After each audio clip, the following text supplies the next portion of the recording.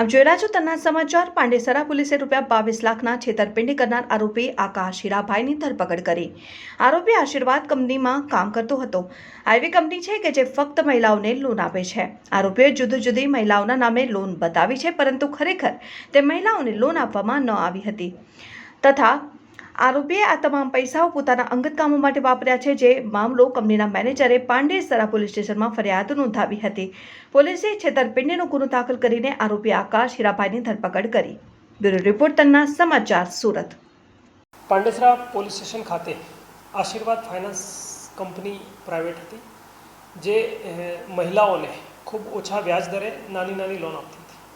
જેમાં આશીર્વાદ કંપનીના જ કર્મચારી આકાશભાઈ હીરાભાઈ નાઓએ છેતરપિંડી કરી અને કંપનીની 22 લાખ જેટલા રૂપિયાની ઉચાપત કરેલી છે.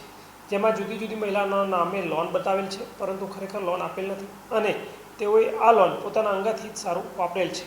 જે મતલબની ફરિયાદ ભાવેશભાઈની રજીસ્ટર કરી પાંડેસરા પોલીસે ગુનો દાખલ કરેલ છે અને ગઈકાલે આરોપી આકાશ હીરાભાઈ નાઓને અટક કરવામાં આવેલા છે અને મુદ્દામાલ રિકવરી માટે પીએસઆઈ શ્રી પુરાણી નાઓ તપાસ ચલાવી રહેલા છે અને આગળની કાર્યવાહી તેઓ દ્વારા કરવામાં આવી રહી છે.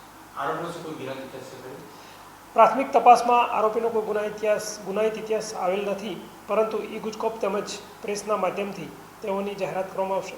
જે અનુસંધાને ઇન્વેસ્ટિગેશનમાં જે પણ હશે તે અનુસંધાને કાર્યવાહી કરવામાં આવશે.